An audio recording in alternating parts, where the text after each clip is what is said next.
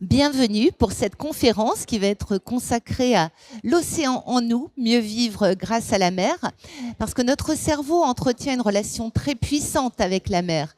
Alors comment sa fréquentation peut-elle nous aider à vivre en bonne santé mentale et physique, à stimuler notre imagination, nos émotions?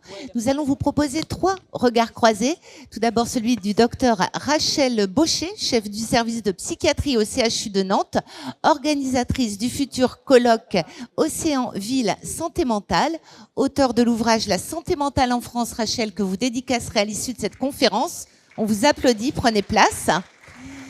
Nous avons également le grand plaisir d'accueillir Guillaume Néry, qui est le quadruple champion de France, faut-il le rappeler, d'apnée.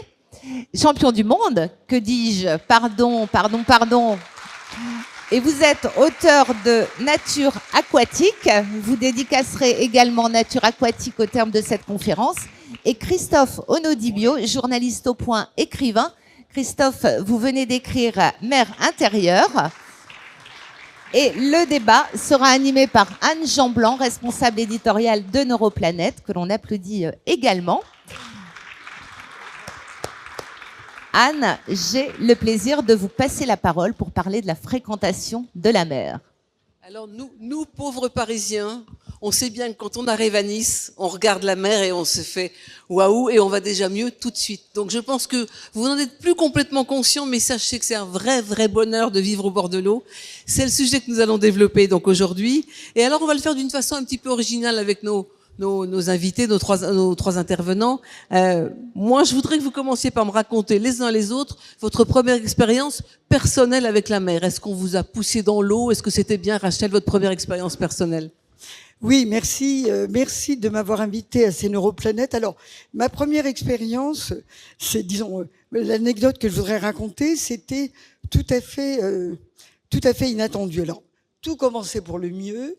J'avais 17 ans et demi, j'étais en première année de médecine, j'étais amoureuse et mon amoureux me propose une balade en mer dans la baie de la Baule. Alors pour moi, je me suis fait un film, c'était une croisière en bateau avec cabine, donc j'arrive avec une capeline, un bouquin, crème solaire, lunettes, pique-nique et compagnie, j'arrive. Je me trouve face à un 420. Moi, je savais pas trop ce que c'était les différences, donc je me mets à l'avant et donc effectivement, quand le bateau part, il pique du nez, il enfourche. Je me retrouve donc dans l'eau. Je me retrouve dans l'eau, capeline, bouquin, pique-nique, tout éparpillé dans la baie. Alors c'est vrai que j'ai pas peur de l'eau, mais j'ai eu quand même une sensation étrange de vulnérabilité. Alors en plus, je me suis fait engueuler, bien sûr, parce que je me suis fait engueuler par le fiancé. Et finalement, tout se termine bien, parce que depuis, j'ai appris à faire du bateau, ça m'arrive de naviguer en solitaire, et surtout quand même, cet homme, il est devenu mon mari. Oh, quelle belle histoire. Guillaume, votre première expérience de l'eau? Alors c'est compliqué parce que quand on est niçois, aller à la mer c'est un non-événement, c'est la normalité. Donc moi j'ai grandi ici, donc tous les étés avec mes parents qui sont dans la salle d'ailleurs, on allait à la plage et donc ce sont plein de souvenirs qui s'entremêlent. Mais disons que s'il y en a un en particulier, c'est celui qui marque un peu ma rencontre avec l'apnée à proprement parler, l'apnée qui est l'exploration, la découverte des limites du corps humain. Je venais de découvrir que j'avais des capacités à retenir mon souffle, mais pas forcément en lien avec la mer, mais j'ai voulu transformer l'essai et mettre un masque et voir ce que j'étais capable de faire avec une paire de palmes, un masque. C'était avec un copain et c'était sur la promenade des Anglais. Donc c'est un souvenir qui est vraiment très proche. Et c'est vraiment la première fois où, en s'éloignant du bord, on a toujours l'habitude de, quand on plonge, quand on nage, de voir le fond. Et je me souviens de cette première fois, de cette sensation quand j'ai voulu aller encore un petit peu plus loin et que depuis la surface, je ne voyais plus le fond. Tout d'un coup, j'avais face à moi le bleu. Et je crois que ça a réveillé en moi cette espèce de pulsion, cet attrait vers ce qui est l'inconnu. Et je crois que c'est ça qui m'a attrapé dans cet amour de l'apnée et que je continue finalement de poursuivre aujourd'hui. Christophe, première expérience avec l'eau, avec la mer, avec la Grande Bleue. Alors c'est un peu compliqué à dire parce que moi je suis né au Havre. Le Havre c'est Nice sans le soleil. Et donc c'est peut-être la première chose que j'ai vue. Alors j'ai interrogé, mes parents m'ont offert il y a quelques années un film avec plein de petits films de mon enfance. Alors il y a 2 souvenirs. Il y en a un où je suis dans une sorte c'est Landau des années 70, un peu comme dans le film du cuirassé Potemkin, vous savez, qui dévale les... Et ma mère court, mais vraiment à fond, avec le landau sur la plage d'Antifère, qui est entre le Havre et Étretat. Le film s'arrête, je ne sais pas si elle m'a jeté à l'eau, si elle a fini par tomber avec moi, etc. Et le deuxième, c'est mon père qui me tient dans ses bras, et là je me livre à une sorte d'exercice de vélo, vous savez, dans l'eau, donc en aspergeant, visiblement très heureux de toucher cette petite, ce nouvel élément. Et voilà, et le film s'arrête là aussi. Donc ce premier bain, la scène du premier bain, quoi, matriciel, originel, je l'imagine en fait. Voilà, j'ai ce petit faisceau d'indices, mais en tout cas, avec ce petit vélo, j'avais l'air très heureux. Voilà, l'eau est froide en plus. Hein. Alors oui, c'est Nice, le Havre, c'est Nice sans le soleil, et avec en plus l'eau froide. Voilà un joli portrait. S'il y a d'autres personnes du Havre, bonjour, on les salue vraiment bien. Maintenant, je voudrais votre première expérience professionnelle. Donc vous, Rachel, vous êtes psychiatre. Votre premier patient qui a un rapport direct avec l'eau et qui vous a marqué. Alors, moi, je suis psychiatre au CHU de Nantes. Hein, donc Nantes, c'est pas à côté de l'océan. Bon, par contre, disons, c'est plutôt qu'une anecdote, c'est une anticipation. C'est-à-dire quand je prends en charge des patients qui ont des troubles importants de la personnalité, des troubles graves, des troubles chroniques comme des psychoses chroniques et des schizophrénies. Et il y a une trentaine d'années, je me rendais compte que les traitements médicamenteux ou les traitements psychothérapiques ne suffiraient pas. Et donc, à l'époque, on utilisait ce qu'on appelle des PAC, c'est-à-dire des enveloppements humides. Le problème, c'est qu'il faut une technique assez particulière. Et donc, comme je n'avais pas la connaissance, on a utilisé, j'ai utilisé la piscine du service de rééducation fonctionnelle en aidant les patients en piscine, qui leur permet d'avoir une détente corporelle et puis d'avoir une meilleure confiance dans le thérapeute et aussi de renouer avec le corps. C'est il y a 30 ans et maintenant, je suis content parce que dans mon service, il y a des psychométriciens donc, qui ont une connaissance du corps et de la motricité du corps, qui font ces soins dans le cadre d'une balnéothérapie en piscine. Et c'est d'un profit et d'un bénéfice extraordinaire pour les patients. Et ça leur permet aussi de prévenir des rechutes de psychose chronique. Donc, ce n'est pas une anecdote, mais c'est une anticipation et c'est une histoire. Et c'est une histoire vraie aussi. Guillaume, alors vous avez, je pense, dans votre vie professionnelle, des souvenirs avec l'eau qui sont multiples. Hein. Vous êtes champion tellement de fois. La première, alors est-ce que j'ai le droit de raconter 2 au moins? Oh oui, 2, voilà. Allez. Un du côté du volet sportif. Oui. Donc je vais raconter mon premier record du monde, très brièvement. Oui. J'avais 20 ans, c'était le 31 août 2002. Et je m'attaquais à mon premier record du monde, donc j'étais encore très fragile, on va dire, émotionnellement. C'était la première fois que je me retrouvais face à un tel enjeu. Et je me souviens du travail qu'il a fallu faire au niveau de l'esprit pour essayer de mettre complètement de côté, alors que battre un record du monde, c'est un défi qui est sportif, qui est une redéfinition des limites. Donc il y a vraiment un aspect de challenge. Et pourtant, il a fallu quitter la surface en essayant de rechercher l'harmonie avec la mer, en essayant d'oublier cette idée de battre quelque chose, en essayant de laisser de côté cette idée d'aller à un chiffre, à une profondeur.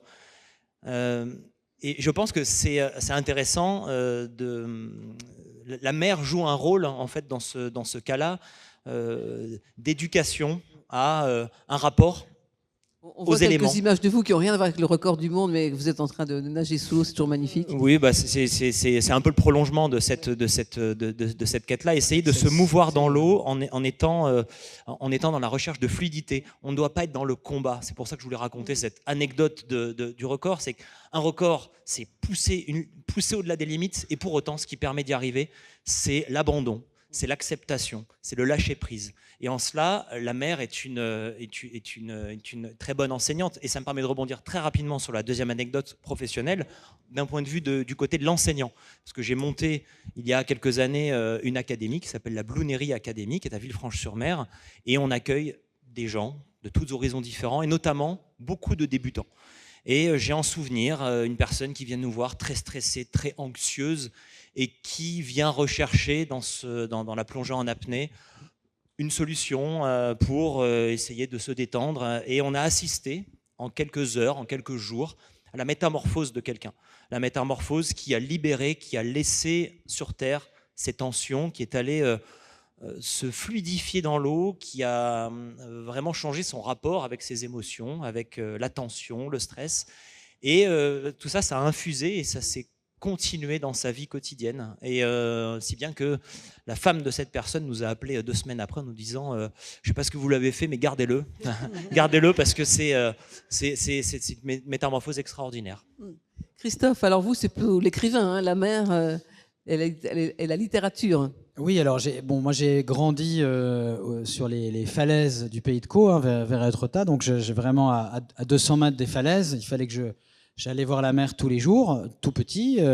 Après sur mon vélo aussi, et c'était, je dirais que c'est le rapport professionnel à la mer, c'est-à-dire que l'envie d'écrire, je pense, enfin j'en suis sûr maintenant, est liée à cet horizon que j'avais constamment sous les yeux, cette idée qu'il y a quelque chose à découvrir plus loin.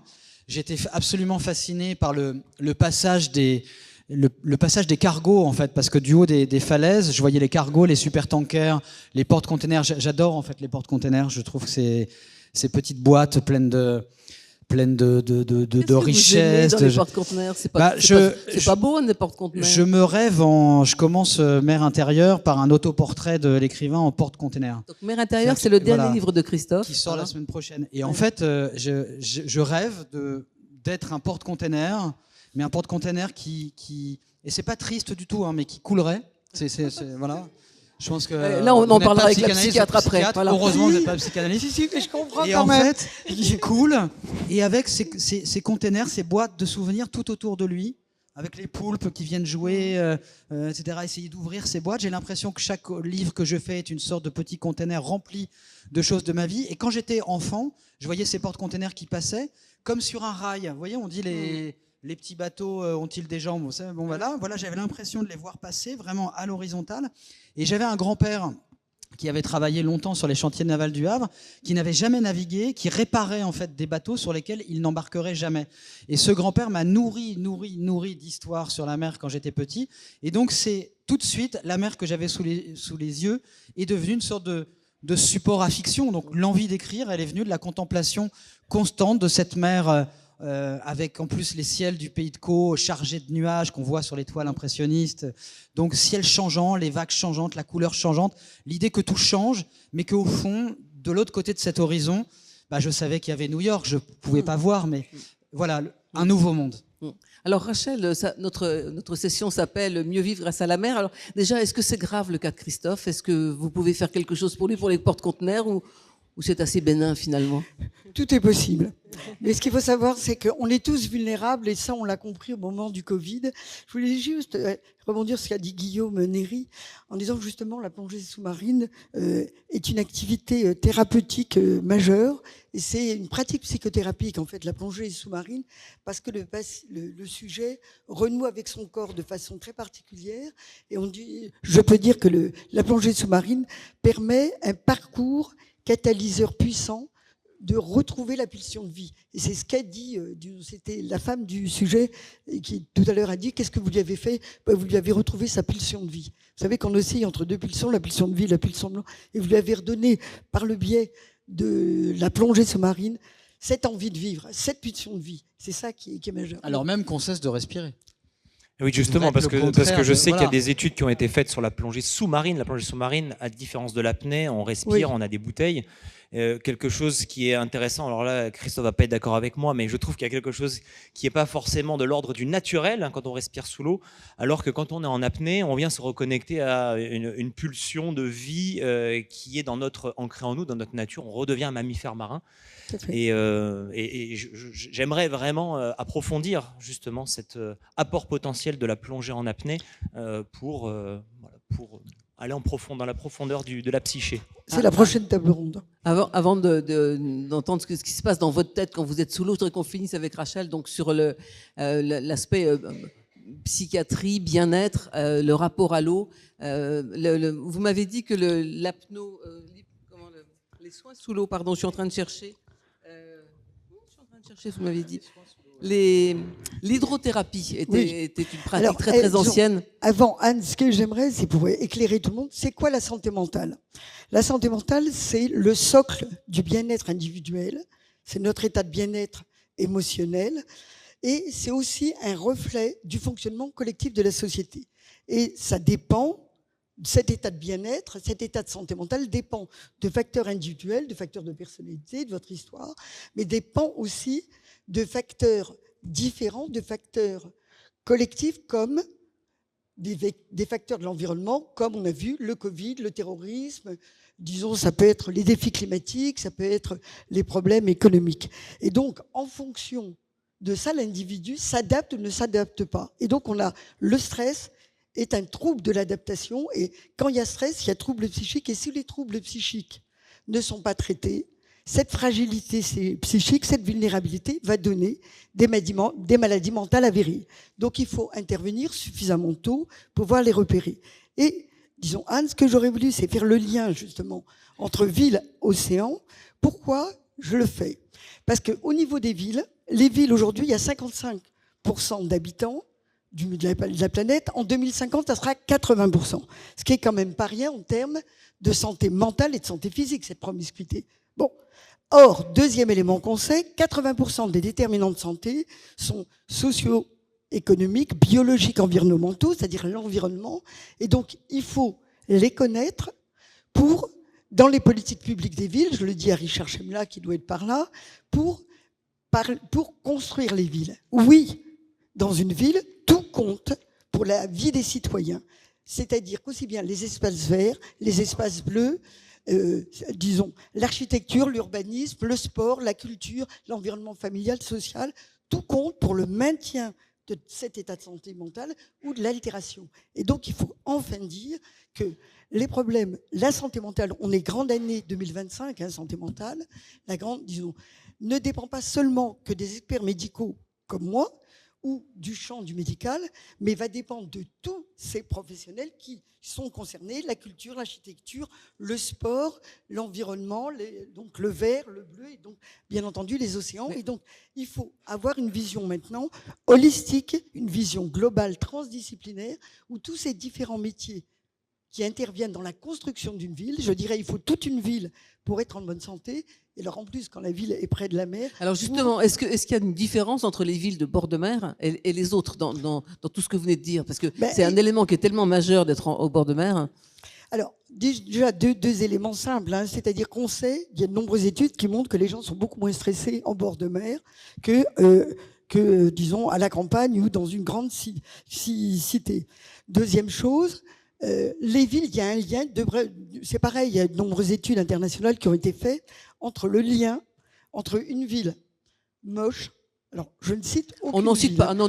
Moche, monotone, grise, bétonnée, je ne cite personne, et bétonnée et même bruyante, et le lien qu'on peut faire avec la nuisance sur la santé mentale. Et donc, on voit, s'il y a un lien, c'est important aussi d'avoir cette idée dans la construction de la ville, et c'est important de verdir les villes ou de bleuir les villes, à tel point qu'on voit que si on a entre le bleu, si on a des espaces de 300 mètres entre le domicile et le bleu ou le vert, ça peut entraîner une amélioration de 5% concernant les états anxieux et dépressifs.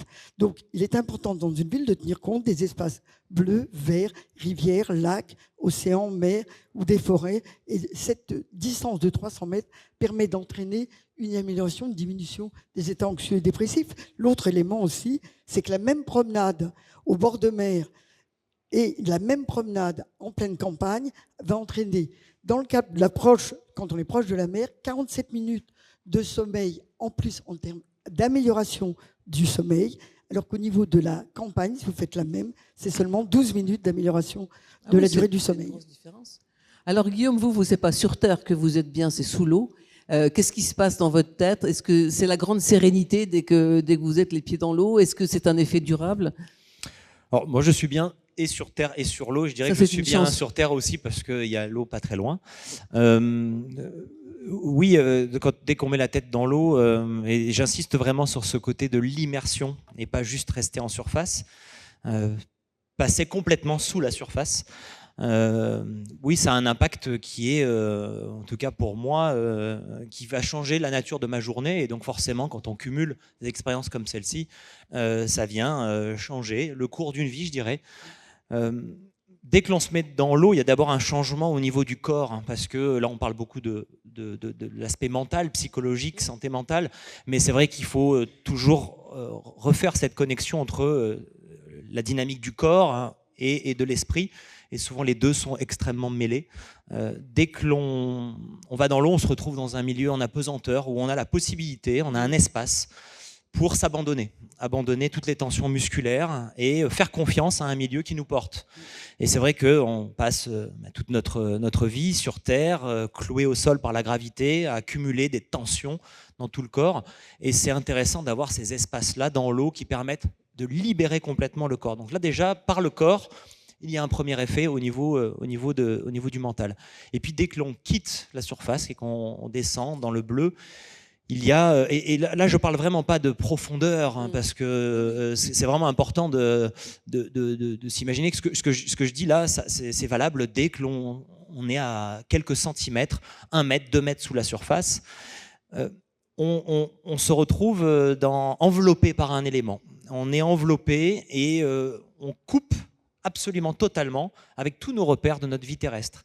Et je faisais le constat il n'y a pas très longtemps finalement que c'est la seule activité, ça ne m'étonne pas du coup ce que vous venez de dire sur la différence entre une promenade. Alors là, il y a une promenade au bord de la mer versus une promenade à la campagne. Moi, j'aimerais bien voir ce que donnerait une promenade sous la mer.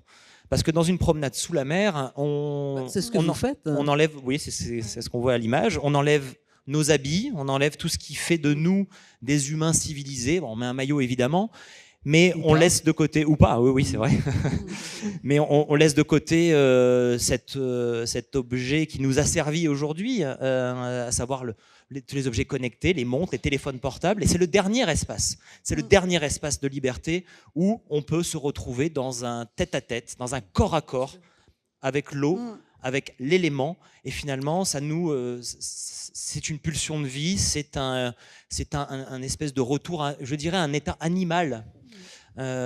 Et en cela, je pense que ça vient vraiment déclencher une cascade d'événements positifs, un cercle vertueux dans le corps et dans l'esprit. Et donc, quand on sort d'une immersion, en ce moment, on va presque tous les jours nager en mer, en maillot de bain, on descend à 1-2 mètres de profondeur, on ressort, la journée n'est plus la même. Christophe ? Oui, en voyant les images de Guillaume sous l'eau, donc, je pensais à quelque chose aussi, c'est-à-dire que l'un des grands malheurs de l'être humain aujourd'hui, c'est ce que les Grecs anciens appelaient l'hubris, l'orgueil démesuré. On vit aujourd'hui, quand tu parles d'instruments connectés, dans l'idée d'absolument tout maîtriser, tout contrôler, tout posséder, tout exploiter. On voit bien que cet état de choses aussi nous rend parfois pas très heureux, même malheureux. Et quand on va sous l'eau, ce qui m'a, alors j'ai pas du tout l'expérience de l'apnée. Enfin, grâce à Guillaume, j'ai pu tenter d'ailleurs l'apnée. Événement pas très glorieux, voilà, de mon existence. On le racontera pas. Alors. Mais c'est vrai que moi, je suis heureux avec avec mes flacons, quoi. Baudelaire disait qu'importe le flacon pourvu qu'on ait l'ivresse. Moi, j'ai mon gros flacon derrière le dos et j'ai l'ivresse aussi, donc c'est pas mal en attendant de m'en débarrasser. Mais l'impression, quand on regarde la mer depuis un point de vue de terrien, on voit un monochrome, quoi. C'est pas parce qu'on est dans la ville de Klein que je dis ça, mais un monochrome, 2 dimensions. Quoique la peinture de Klein aussi soit quelque chose qui nous absorbe et qui nous emmène vers les 3 dimensions. Dès qu'on va sous l'eau, tu dis 1 mètre, 2 mètres, 10 mètres, on a la conscience de la mer comme un milieu non seulement à 3 dimensions, mais un milieu dont on n'est plus le maître et possesseur, puisqu'on voit d'autres choses qu'on ne voyait pas, des poissons, des gros poissons, des mammifères. Et donc on a cette idée qu'on retrouve, vous utilisiez le mot holistique tout à l'heure, de n'être qu'une partie en fait de la nature. Et donc on décentre ce regard. Et c'est pas quelque chose dont on devrait avoir peur, comme si le fait de plus maîtriser, de plus posséder rendait l'homme vulnérable. Au contraire, on a l'impression encore plus, et je pense que les bienfaits au niveau cérébraux viennent de là aussi, c'est l'idée à un moment on abandonne les fausses connexions numériques et on retrouve une connexion, mais même avec la géologie. Je voyais là les images qu'on voit, la géologie sous l'eau, les grottes sous-marines, ces constructions qui sont d'ailleurs symétriques. Ce qui est fou, c'est moi qui suis normand, j'ai vu les vaches paître dans les pâturages. Quand on voit les mérous qui attaquent les bancs de coraux avec le même air placide, assez heureux de vivre, on a l'impression d'être finalement dans un univers symétrique à l'univers terrestre, et donc on a cette sensation à un moment d'être une petite chose parmi un grand tout, et d'être à nouveau peut-être beaucoup plus à notre place qu'à la place centrale où on a voulu se mettre depuis des siècles. Donc il y a cette approche, je dirais, d'une sorte d'humilité, de lâcher prise aussi, qui fait du bien à nouveau. Justement, Rachel, allez-y. Oui, et moi, je voulais réinsister sur ce qu'a dit Guillaume Néry, c'est-à-dire que effectivement, quand on est sous l'eau, et les patients qui sont les plus vulnérables et les plus sensibles au stress ou à l'environnement nous le disent, c'est comme s'il y avait un filtre. La mer et l'espace sous-marin, quand ils sont sous l'eau, il y a un filtre, et le bruit, la lumière ou les mouvements rapides sont nettement atténués à tel point que même les troubles psychiques qui existent au niveau de la réalité extérieure, quand ils sont dans l'eau, ils nous disent c'est comme si cela disparaissait. C'est comme si vous voulez, pathologie et mode de vie faisaient bon ménage. Et ce que vous cherchiez tout à l'heure comme mot, et ce que Guillaume tu cherchais, c'est la dimension primitive océanique. Les patients retrouvent cette dimension primitive océanique qu'ils ont perdue et qu'ils retrouvent au sein de la mer. Et donc c'est important parce que ce plaisir de la mer, il est pour nous relativement accessible, peu onéreux, et on peut le faire régulièrement. Le patient, il a un bénéfice qu'il essaye de retrouver sous l'eau. Oui. Oui, je rebondis, vous allez peut-être me trouver un peu lourde, toujours réinsister sur cette idée de l'apnée par rapport à la plongée. Oui, justement, c'était une question parce que... Mais c'est juste de dire que l'apnée, la dimension en plus supplémentaire, c'est qu'on travaille sur le souffle. À savoir que quand on doit aller sous la surface, et qu'on sait qu'on est armé juste de notre corps et de nos capacités, tout d'un coup, on se met à avoir le regard qui converge vers l'intérieur et on prend conscience du souffle. Et on sait, parce que ça, il y a des études de nombreuses études qui sont sorties sur l'importance de la connaissance, la maîtrise du souffle, de la respiration pour justement agir sur des troubles comme l'anxiété. Et ce qui est intéressant, passionnant, c'est de se dire qu'avec l'apnée, finalement, on a cette espèce de double effet, à la fois de travail sur la respiration, l'arrêt de la respiration, la privation de la respiration de manière contrôlée, c'est-à-dire qu'on redevient soi-même maître de son corps. C'est quelque chose d'assez passionnant, à un moment donné, quand on subit une pathologie, de se dire là, je redeviens maître et je décide moi-même de calmer mon souffle, d'arrêter de respirer, et en plus de ça, on le fait en mer. Et donc, du coup, on a ce double bénéfice. Vous êtes maître de votre corps pendant un temps très court. Enfin, même si vous restez très longtemps sous l'eau, les gens normaux, entre guillemets, manquent vite de souffle. Donc, comment on peut avoir ce sentiment de liberté alors qu'il y a une limite qui est très rapide dans le temps ? Alors effectivement, déjà la limite est beaucoup plus loin que ce que l'on imagine. Quand on est à l'académie, on reçoit vraiment des publics divers et variés, dont des personnes qui n'ont jamais fait de sport. L'académie Néry, c'est ça. La Blue Néry Academy. On reçoit vraiment des débutants.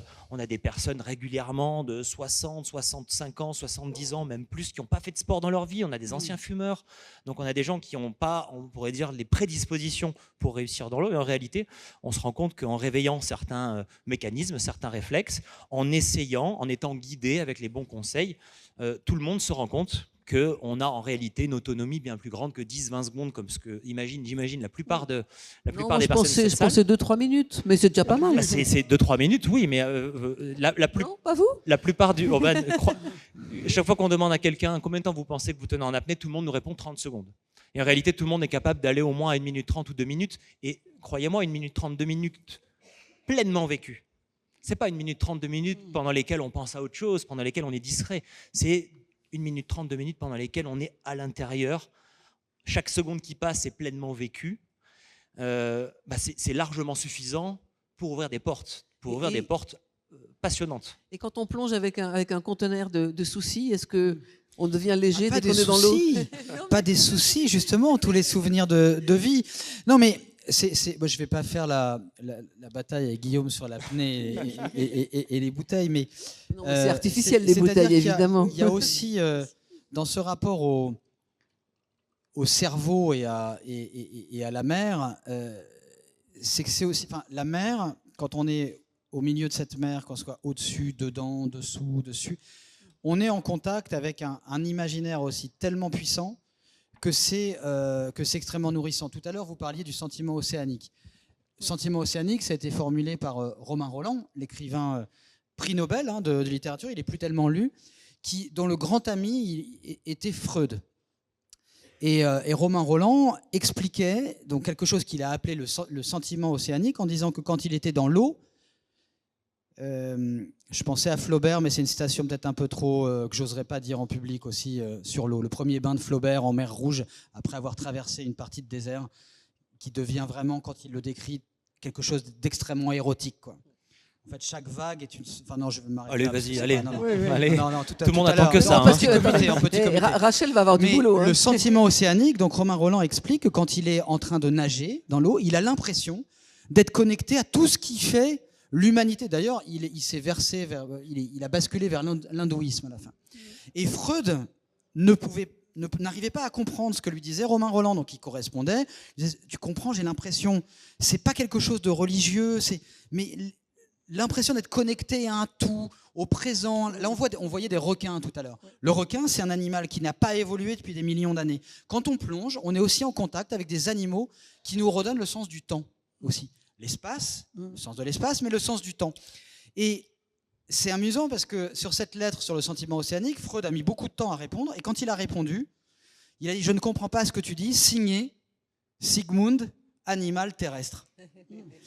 Et donc il y avait cette incapacité à se projeter dans cet élément entre l'animal, l'être humain un peu maritime, un peu mérien, et puis l'animal terrestre qui n'arrivait pas à ressentir justement, c'est vrai, cet univers de connexion avec toutes les époques, toutes les températures, tous les êtres que donne justement la mer. Dans cette idée de profondeur tout à l'heure, et je m'arrête juste là-dessus, tu disais, je vais peut-être être lourd avec l'apnée, tu as parlé de profondeur, mais il y a aussi peut-être l'idée de profondeur au sens métaphorique, c'est que je pense qu'on devient plus profond, on se connaît mieux, on connaît mieux ses doutes, ses peurs, on apprend aussi le sens de la profondeur, de la nuance, la complexification aussi des choses, quand on descend un peu plus sous la surface. Mais en tout cas, c'est l'impression que... Justement, Christophe, vous avez écrit un livre qui s'appelle Mer intérieure, mer MER, je précise. Alors là, voilà, on va se tourner vers la psychanalyse aussi. Maman n'est pas là. Moi, j'ai pas mes parents qui sont là. Mais vous avez écrit Plongée aussi avant, donc ça va. Oui. Mais pour vous, la mer, c'est en plus une vraie source d'inspiration. J'ai écrit ce livre parce que j'ai l'impression qu'on est des petits. Alors on avait parlé avec Guillaume, maintenant on se connaît bien. Il y a une chose, d'ailleurs je parle de Guillaume dans le livre, mais cette idée, tu m'avais dit quand tu étais en plongée, d'être une petite goutte d'eau au milieu de millions de gouttes, etc. Ça, la perception de Guillaume, c'est la goutte d'eau parmi ça. Moi j'ai l'impression que mais je suis sûr que c'est universel dès qu'on aime la mer, d'avoir tellement lu, tellement vu d'artistes, de films, de souvenirs de baignade que finalement la mer, on la porte tous un petit peu en nous, de différentes façons. Et j'ai eu envie de raconter ça, cette mer intérieure qu'on porte en nous. Et j'ai l'impression, il y a une dimension dont on n'a pas parlé là, et ça serait trop long, c'est que c'est aussi la mer une source de connaissances, pas seulement de molécules pharmaceutiques peut-être indispensables qu'on est en train de trouver, mais de connaissances de nous. Tu en parles très bien quand tu parles de l'apnée, sur nos émotions, de connaissances aussi de ce qui n'est pas nous, c'est-à-dire ces grands animaux qui étaient là bien avant nous et dont on espère qu'ils seront là après nous, et de connaissances. Et donc c'est aussi cette idée qu'à un moment, moi j'ai envie de payer mes dettes à cette mère que j'ai connue, alors c'est pour ça, à ma mère aussi, mais la mère du Havre, c'est pour moi une sorte de bibliothèque liquide. C'est-à-dire qu'en fait, j'ai appris tellement de choses. Les livres que j'aime sont tellement pleins de mer. Moby Dick est une sorte... Moby Dick, quand on dit, on se trompe quand on dit c'est juste l'histoire d'un type qui veut poursuivre un cachalot et le tuer. C'est beaucoup plus que ça, une sorte de cathédrale d'écume absolument formidable. C'est un océan de connaissances aussi. Et donc, j'ai eu envie de payer mes dettes avant de laisser la place à cette mer sous toutes ses formes. Mais aussi, si la mer meurt aujourd'hui, si la mer est polluée, qu'elle disparaît, que les grands animaux meurent, c'est aussi tout un imaginaire qui meurt, un imaginaire dont on a besoin pour vivre. L'horizon dont je parlais, ces grands animaux, quand Guillaume dit c'est les derniers espaces peut-être un peu vierges, on a besoin de se dire qu'il y a des sanctuaires encore, et ça nous aide à vivre quand même. L'idée de se dire il y a des endroits où peut-être les choses sont à découvrir, sont intactes. C'est le cas des abysses. Sauf que si on va forer, on commence à se dire que c'est que ça risque d'être la fin. Rapidement, parce que je vois l'heure qui tourne, disons, je dirais que la santé des océans est un élément majeur de santé publique et c'est majeur pour la santé mentale.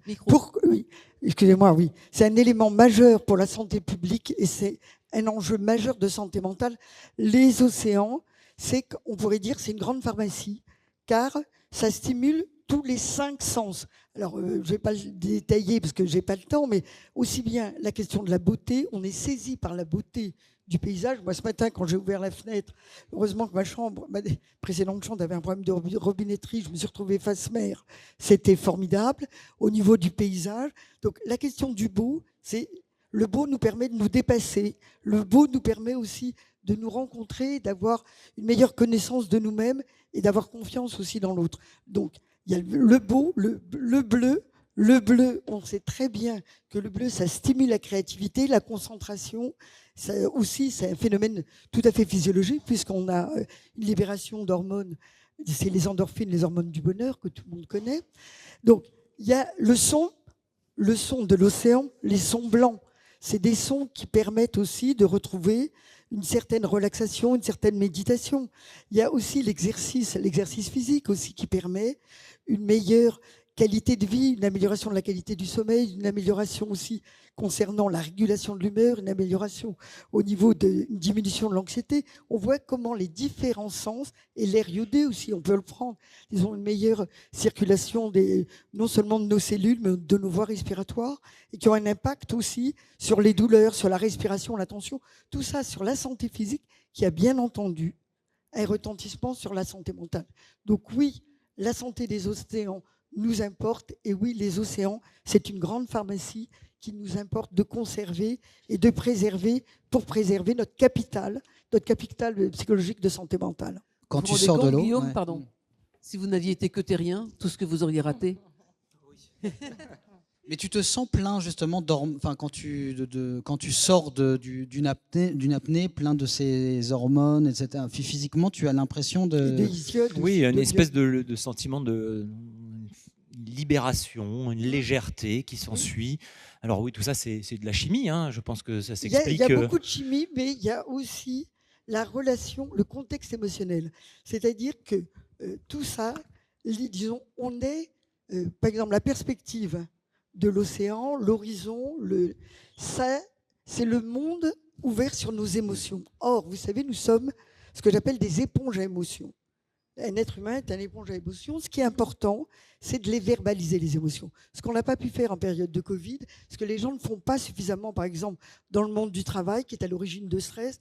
Il faut verbaliser les émotions. On gagne non seulement en humanité, on gagne en relations sociales, en convivialité, mais on gagne aussi en efficacité. On va terminer sur l'efficacité et prendre quelques questions. Avec grand plaisir, Anne. Et tout d'abord, on vous applaudit parce que c'était passionnant. Ce regard croisé était merveilleux. Alors, est-ce qu'il y a des questions? N'hésitez pas à lever la main. Bien entendu, j'aimerais, pendant ce temps, peut-être qu'on voit les couvertures des ouvrages que vous allez dédicacer ou qui vont être très, très prochainement publiés. Je vois une question côté gauche. Donc, le micro arrive vers vous. On vous écoute. Bonjour. Bonjour. Merci pour votre intervention, c'était hyper intéressant. Moi, j'avais une petite question parce que je suis complètement d'accord. Je suis complètement d'accord sur les bienfaits mentaux de la mer. Moi, je trouve ça hyper méditatif. Vraiment, je vous rejoins pleinement sur tout ça. Mais j'adore la mer, mais à la surface. C'est-à-dire que moi, je suis complètement agoraphobe. Est-ce qu'il y a eu des recherches là-dessus? Est-ce que vous pouvez nous en dire plus? À toi. Alors, les recherches, justement, elles sont à explorer. Il y a finalement assez peu de recherches qui ont été établies sur ce sujet-là. Alors, en tout cas, peut-être qu'il y en a dont voilà, que j'ignore. Je sais qu'il y a eu, notamment sur les victimes des attentats de Nice du 14 juillet 2016, il y a une étude qui a été menée, notamment avec le CHU de Nice, il me semble, sur l'impact positif de la plongée sous-marine pour le traitement de l'anxiété, des traumatismes. Recherche qui a été assez... alors, je ne vais pas vous dire de bêtises parce que je n'ai pas vu les résultats, mais j'ai entendu que la recherche a été très prometteuse et en tout cas amené des résultats assez positifs. Nous, avec l'Académie, on a commencé à lancer avec le CHU un premier protocole, notamment sur le travail de l'anxiété. Alors là, dans la salle, il y a le professeur Hoffman qui est à la tête de l'Institut, l'IHU, l'Institut hospitalo-universitaire de Nice, qui s'est créé il y a 1 ou 2 ans et dont la thématique est la respiration, donc l'intérêt de la respiration. Et donc j'espère, en tant qu'ambassadeur, très fièrement nouvellement ambassadeur de l'IHU, pouvoir développer des protocoles justement autour de l'impact potentiel à la fois de la respiration, de la suspension de la respiration, mais de l'immersion de la mer. En tout cas, l'expérience, si je veux parler de concret, d'empirisme et d'expérience, c'est qu'on a eu beaucoup de personnes qui souffraient de phobie, et notamment de phobie, d'aquaphobie. On a eu une personne une fois qui est venue avec plein d'espoir, qui nous avait dit qu'elle était traumatisée par la mer suite à une expérience qu'on a peut-être tous vécue un jour, d'avoir l'oncle qui essaie de nous noyer dans la piscine et nous maintenir sous l'eau, et ça s'est ancré chez elle comme un traumatisme. Et cette dame avait 50 et quelques années, elle n'avait pas remis les pieds dans l'eau depuis 40 ans, et elle est venue, faut s'imaginer, avoir peur de mettre un pied dans l'eau. Elle est venue à l'Académie, déjà monter sur le bateau et se retrouver au milieu de la rade de Villefranche, c'était une épreuve. Et en 1h30, elle est passée de cette peur à mettre un pied dans l'eau, à se plonger complètement dans l'eau. Elle a terminé la séance à 8 mètres de profondeur. Voilà. Et elle est remontée. Alors, faut évidemment. C'est ça qui est important. Merci. Et donc, il faut s'imaginer le changement, le gap et ce que ça induit derrière au niveau psychologique. Merci beaucoup. Alors, nous avons une question sur ma droite. On vous écoute. Oui, c'était un peu la même question. En fait, je me disais que quand je pars au large, moi, je n'ai pas du tout l'attrait pour l'inconnu, mais plutôt la peur et l'angoisse. Et je me demandais si c'était grave, docteur. Alors, peut-être une question de ce côté-là, puisqu'on a un petit peu répondu. On vous écoute, monsieur. Oui, merci. J'ai 2 questions. Vous pouvez répondre à celle que vous voulez. Rapidement, s'il vous plaît. Alors, la première est, moi, je fais beaucoup de la plongée et de la spéléologie sous-marine et de natation de longue durée. Et je me retrouve beaucoup à vos sentiments et à vos impressions en faisant ces 2-là. Mais à l'expression d'être seul, de ne pas être entouré de monde autour de moi qui font de la plongée autour de moi et tout cela. Je me demande s'il y a une recherche des endophrines ou des autres peut-être indices qui peuvent nous permettre de comparer les deux. Et la deuxième question, c'est une question spécifique à Guillaume. Est-ce que tu as fait de l'apnée la nuit? Parce que je trouve, je fais beaucoup, comme je dis, de la plongée spéléologique, qui est le noir absolu. Et je trouve que c'est un autre monde complètement. Mon esprit change complètement. Et je me retrouve exactement à ça que tu disais, sauf que je respire de l'air, qui est la grande différence. Merci beaucoup. Guillaume. La plongée la nuit. La plongée la nuit, oui. Alors, il faut savoir que la plongée en apnée, parce qu'on parlait d'être seul ou pas seul, la plongée en apnée, c'est une activité qui ne se pratique absolument jamais seul. On est toujours encadré, même si à un moment donné, on se retrouve seul dans l'eau le long d'un câble, on est relié à ce câble. Il y a une équipe de sécurité à la surface. La règle numéro 1, si après cette présentation, vous vous dites j'ai envie d'essayer, c'est de ne jamais aller plonger tout seul. Deuxièmement, oui, j'ai déjà fait des apnées de nuit. Et là aussi, en termes de sécurité, il faut être assez vigilant. On plonge le long d'un câble, on est relié à ce câble. Et c'est extraordinaire, surtout en mer, parce qu'on peut être spectateur de cette féerie du plancton bioluminescent. Donc on descend, on agite avec la main devant nous, on agite l'eau. Et là, il y a le plancton qui s'illumine. C'est absolument féerique et pour ça, il n'y a pas besoin d'aller... vous pouvez tous faire l'expérience. Vous mettez un masque cet été, vous attendez qu'il fasse bien nuit, vous mettez juste à 2 mètres et en surface avec quelqu'un et vous agitez... à 2, c'est mieux. Et vous agitez la main et là, on voit le plancton qui s'agite. Et oui, c'est une expérience extraordinaire parce qu'on est encore plus à l'intérieur. Oui, puis la nuit, on voit que les poissons chassent. Enfin, c'est le moment où il y a un bordel dans l'eau. Alors ça dépend où. Oui, etc. C'est fini. Et oui, c'est malheureusement fini. Donc on va rester sur cette belle image de Guillaume Néry. On vous applaudit une nouvelle fois, on vous remercie.